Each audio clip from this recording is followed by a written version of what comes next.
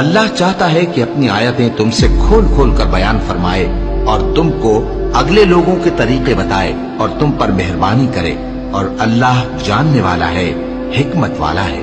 اور اللہ تو چاہتا ہے کہ تم پر مہربانی کرے، اور جو لوگ اپنی خواہشوں کے پیچھے چلتے ہیں وہ چاہتے ہیں کہ تم سیدھے رستے سے بھٹک کر دور جا پڑو۔ اللہ چاہتا ہے کہ تم پر سے بوجھ ہلکا کرے، اور انسان طبعاً کمزور پیدا ہوا ہے۔ مومنوں، ایک دوسرے کا مال ناحق نہ کھاؤ۔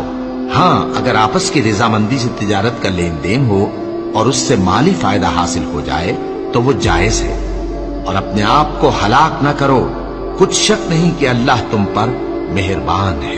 اور جو زیادتی کرتے ہوئے اور ظلم سے ایسا کرے گا تو ہم اس کو عنقریب جہنم میں داخل کریں گے، اور یہ اللہ کو آسان ہے۔ اگر تم بڑے بڑے گناہوں سے جن سے تم کو منع کیا جاتا ہے پرہیز کرو گے تو ہم تمہارے